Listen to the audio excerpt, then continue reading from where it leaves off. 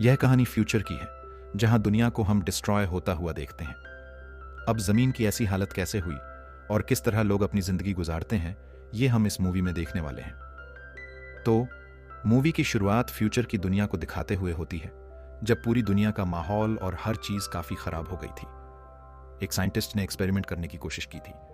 उन्होंने पेड़ पौधों के डीएनए में छेड़छाड़ करके उन्हें बदलने की कोशिश की, पर उनका यह एक्सपेरिमेंट पूरी तरह से फेल हो जाता है, क्योंकि उन्होंने पौधों के डीएनए को तो बदल दिया, पर वो इतने खतरनाक हो गए कि इंसानों की जान के ही दुश्मन बन गए। उन्होंने बुरी तरह चुन चुन कर इंसानों को शिकार बनाया, जिससे हालात इतनी खराब हो गई कि जमीन अब ऐसी बन गई है और यह खतरनाक वायरस हर तरफ फैल गया। ऐसे हालात में सरवाइव करना बहुत मुश्किल था। हर किसी को अपनी अपनी पड़ी थी, जिस वजह से इंसानों ने भी खुद को दो हिस्सों में बांट लिया। जैसे कि अमीर पैसे वाले लोग आम लोगों से अलग एक कॉलोनी बनाकर रहने लगते हैं, जिसका नाम सिटाडेल था। सिटाडेल कॉलोनी का माहौल बाहर की दुनिया से काफी अलग था। वो रहने लायक था और वहां किसी चीज की कमी नहीं थी। वहां की जमीनें भी काफी अच्छी थीं। साथ ही सिटाडेल के लोगों ने अपने बीजों को ऐसे बदल दिया था कि वो कुछ भी उगा सकते थे। मगर सिटाडेल के लोग बाहर के लोगों को बीज तभी दिया करते थे जब उन्हें उनके खून या ऑर्गन की जरूरत होती। खून और ऑर्गन के बदले बाहर वाले लोगों को बीज हासिल करने पड़ते थे। मगर उन बीजों को भी सिटाडेल वालों ने इस तरह लॉक किया था कि बाहर के लोगों को बस एक ही तरह की फसल मिल सकती थी, और कुछ बीजों को तो लॉक करने के लिए कोड की जरूरत पड़ती थी, जिससे हमें पता लगता है कि बाहर के लोगों के लिए सरवाइव करना बहुत ही मुश्किल था। इसके बाद हम कहानी की मेन कैरेक्टर एक लड़की को देखते हैं, जिसका नाम वेस्पर था, जिसके नाम पर ही ये मूवी बनी है। वेस्पर अपने पैरालाइज्ड डैड के साथ रहती थी। उसके डैड चल फिर नहीं सकते थे और उनकी हालत भी बहुत खराब थी। अब उसके डैड पहले सिटाडेल वालों के लिए ही काम करते थे और वहीं रहते थे, पर धीरे धीरे जब उसके डैड पैरालाइज हुए तो सिटाडेल वालों ने उन्हें बाहर निकाल दिया। मदद के तौर पर उन्हें बस एक ड्रोन जैसा दिखने वाला रोबोट दिया, ताकि इसके जरिए वो किसी से मदद ले सकें। अब इस ड्रोन रोबोट में वेस्पर के डैड के दिमाग का कुछ हिस्सा डाल दिया गया था और उनकी बाकी बॉडी तो बेड पर ही पड़ी होती है। इस हालत में हम देख पाते हैं कि वेस्पर एक काफी इंटेलिजेंट और बहादुर लड़की है। वो अच्छे से जानती है कि इन हालात में कैसे सरवाइव करना है। उसने अपनी छोटी सी लैब बनाई हुई थी, जहां वो अपने हिसाब से पेड़ पौधों को जेनेटिकली बदलती रहती थी और उन पर एक्सपेरिमेंट करती थी। साथ ही वो अपने डैड को जिंदा रखने के लिए लाइफ सपोर्ट सिस्टम के जरिए उनका इलाज कर रही थी, जिसके लिए मशीन की जरूरत होती थी, क्योंकि तभी लाइफ सपोर्ट सिस्टम काम करता था। और ऐसे ही उसके फादर अभी तक जिंदा थे। अब एक दिन वेस्पर जब ड्रोन रोबोट के साथ घर आ रही थी, तो उसने देखा कि उसके डैड के लाइफ सपोर्ट सिस्टम की बैटरी किसी ने चुरा ली है। इससे वेस्पर परेशान हो गई और अब उसे न चाहते हुए भी अपने अंकल से मदद लेनी पड़ेगी, जो बहुत ही बुरा इंसान है। वो उसके पास चली जाती है। असल में उसका अंकल एक ऑर्फनेज को चलाया करता था। वो बच्चों को अपने मकसद के लिए इस्तेमाल करता था। उन बच्चों के खून और ऑर्गन्स के बदले वो सिटाडेल वालों से लेन देन किया करता था, ताकि वो अपनी जिंदगी आराम से गुजार सके। अब वेस्पर अपने अंकल के पास जाकर देखती है कि कुछ लोग एक जग को मार रहे हैं। जग दरअसल इंसानों जैसे दिखने वाले ह्यूमनॉइड रोबोट्स थे, जिन्हें सिटाडेल वाले अपने काम करवाने के लिए बनाया करते थे। वेस्पर के अंकल ने इस जग को वहां से खरीदा था, पर अब जब वो उसके किसी काम की नहीं रही तो वो उसे मरवा देता है। अब वेस्पर अपने अंकल को बताती है कि मुझे अपने डैड की लाइफ सपोर्ट सिस्टम को चलाने के लिए बैटरी चाहिए। इसके लिए वो अपना खून देने को भी तैयार हो जाती है। उसका अंकल खून तो ले लेता है, लेकिन बैटरी लेने के लिए उसे 2 दिन के बाद आने का टाइम देता है।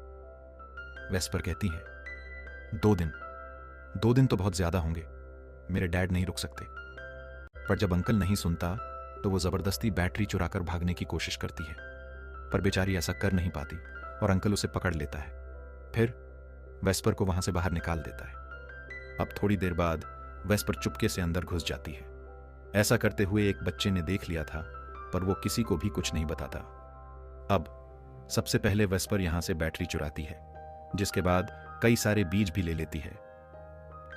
उसके अंकल ने सिटाडेल वालों से ही लिए थे।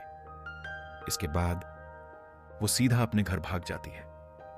अब ऐसे ही कुछ दिन के बाद वेस्पर देखती है कि सिटाडेल वालों के यहां से एक प्लेन उड़कर बाहर आया है, लेकिन वो कुछ दूरी पर डिस्ट्रॉय हो जाता है। इसलिए वेस्पर फौरन उस तरफ भागती है। वहां उसे प्लेन के पास जख्मी हालत में एक औरत मिलती है, जिसका नाम कैमिला था। वो बेहोशी की हालत में थी।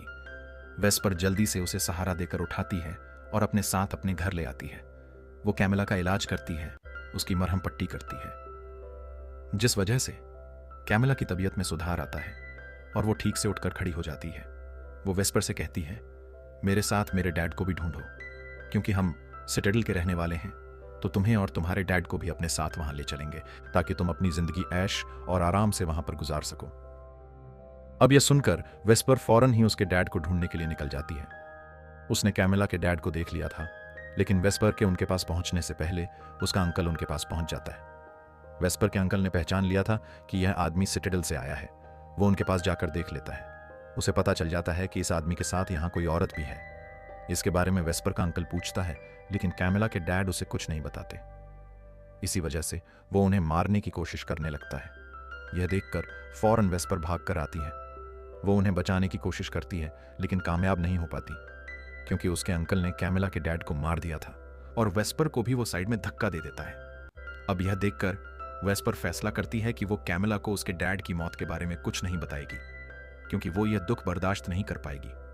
इसीलिए घर आकर वो कैमिला से झूठ बोल देती है कि मैंने तुम्हारे डैड को ढूंढा, लेकिन वो कहीं भी नहीं मिले, इसीलिए कल मैं उन्हें फिर ढूंढने जाऊंगी। यहां कैमिला वेस्पर से उसकी मां के बारे में पूछती है कि वो कहां है।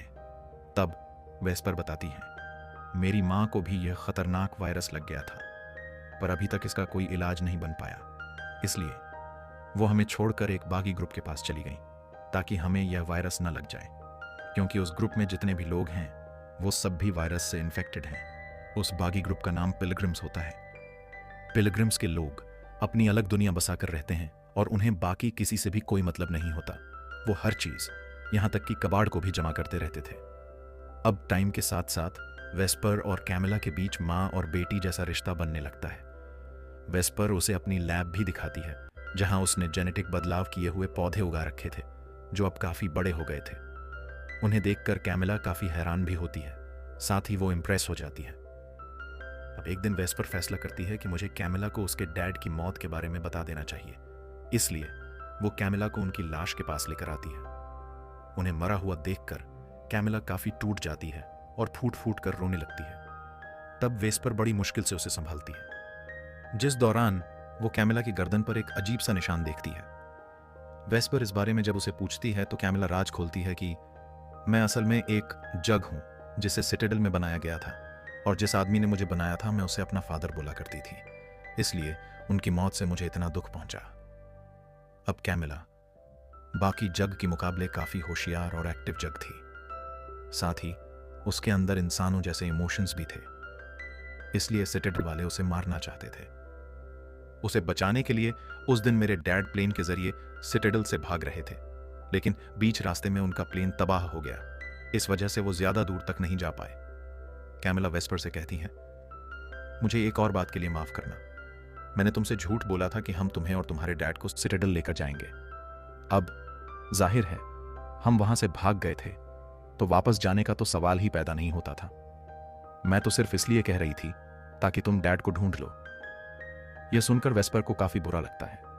वो कैमिला से नाराज होकर उस पर गुस्सा करती है, तुमने मेरा दिल तोड़ा है, क्योंकि उस बात के बाद मैंने तुम्हें आखिरी उम्मीद समझना शुरू कर दिया था। घर आने के बाद वेस्पर के डैड ड्रोन रोबोट के जरिए वेस्पर से बात करते हैं और उसे समझाते हैं, बेटा तुम्हें कैमिला को माफ कर देना चाहिए, क्योंकि वो इस टाइम काफी दुखी है।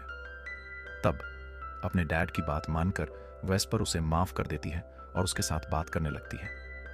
अब एक दिन वेस्पर को याद आया कि क्योंकि कैमिला भी सिटाडेल से आई है, तो हो सकता है कि इसके खून, डीएनए और सेल से लॉक हुई बीजों को अनलॉक किया जा सके, लॉक्स को तोड़ा जा सके, जिससे बीज इस्तेमाल के काबिल बन जाएंगे। वेस्पर ऐसा करती भी है, लेकिन कोई फायदा नहीं होता, जिस वजह से वेस्पर मायूस और परेशान हो जाती है। उसे परेशान देखकर कैमिला एक म्यूजिक बजाती है, जो उसे उसके डैड ने सिखाया था। जैसे ही कैमिला के सेल की मदद से वो बीज अपने आप ही अनलॉक हो जाते हैं, इसका मतलब था कि इस धुन में बीजों को अनलॉक करने का कोड था, और इसी वजह से कैमिला के डैड ने उसे म्यूजिक सिखाया था। वेस्पर यह सोचकर काफी खुश होती है कि अब इन बीजों की मदद से जितनी चाहे और जो चाहे वह फसल उगा सकती है, जिससे हम भी अपनी जिंदगी ऐशो आराम से गुजार सकते हैं, सिटाडेल जैसी, और हमें वहां जाने की भी जरूरत नहीं पड़ेगी। अब एक दिन जब वेस्पर घर पर नहीं थी, तो उसका अंकल आ जाता है।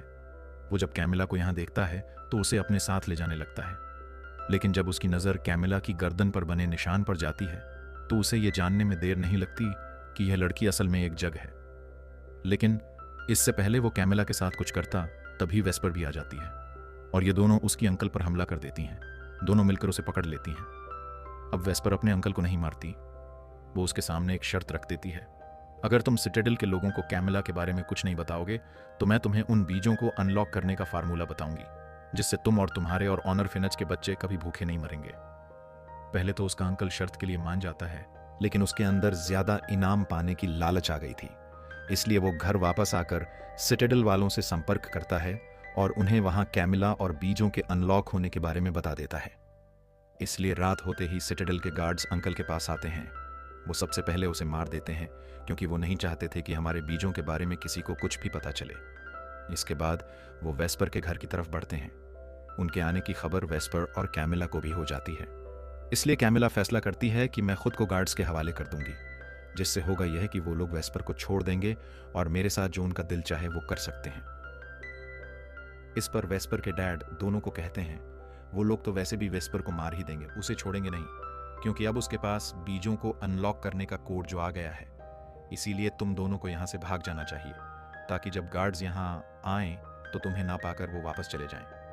इसलिए दोनों ऐसा करती हैं और कुछ चीजें लेकर वहां से भाग जाती हैं। उधर जैसे ही गार्ड्स वेस्पर के घर में आते हैं, वैसे ही उसके डैड अपने ड्रोन का सेल्फ डिस्ट्रक्टिव सिस्टम ऑन कर देते हैं, यानी बॉम्ब के साथ खुद को उड़ा देने वाला सिस्टम, जिससे वहां पर काफी बड़ा ब्लास्ट हो जाता है।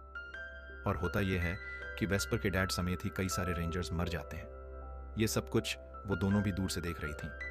अपने डैड की मौत से वेस्पर आउट ऑफ कंट्रोल हो जाती है, वो पूरी तरह टूट जाती है। तब कैमिला बड़ी मुश्किल से उसे संभालती है, बिल्कुल वैसे ही जैसे वेस्पर ने उसे संभाला था। लेकिन कुछ गार्ड्स जो बच गए थे इनका पीछा करने लगते हैं, क्योंकि उन्होंने दोनों को देख लिया था, जिस वजह से उन्हें वहां से भागना पड़ता है। अब ये लोग जहरीले पौधों के बीच में आ गए थे।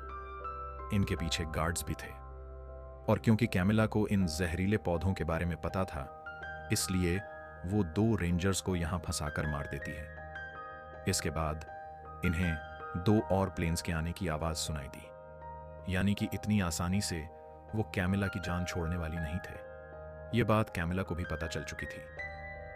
इसलिए वो फैसला करती है कि अब मैं खुद को गार्ड्स के हवाले कर दूंगी, ताकि वेस्पर और उन बीजों को आसानी से लेकर यहां से निकल सके। लेकिन वेस्पर उसे ऐसा करने से रोक रही थी, पर कैमिला ने तो फैसला कर लिया था जाने का। अब कैमिला के पास किसी को भी सुलाने की ताकत थी। उस ताकत से वो वेस्पर को भी गहरी नींद में सुला देती है। और अगली सुबह जब वेस्पर की आंख खुलती है तो वो देखती है कि कैमिला यहां पर नहीं है, जिसका मतलब साफ था कि वो गार्ड्स के साथ सिटाडेल वापस जा चुकी है।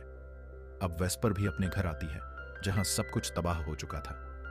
वो अपने घर की जमीन में कुछ बीज गाड़ देती है ताकि यहां फसल उग सके। तभी उसके पास कुछ बच्चे आ जाते हैं जो असल में उसके अंकल के ऑनर विनेज के बच्चे थे। अब उन बच्चों को लेकर वेस्पर पिलग्रिम्स यानी बागी ग्रुप के पास जाती है ताकि उन्हें कोई मदद मिल सके। जहां आकर वो देखती है कि पिलग्रिम्स ने कबाड़ इकट्ठा करके एक काफी बड़ी टॉवर जैसी बिल्डिंग बनाई हुई है, जिसके ऊपर वेस्पर चढ़कर ऊपर आ जाती है।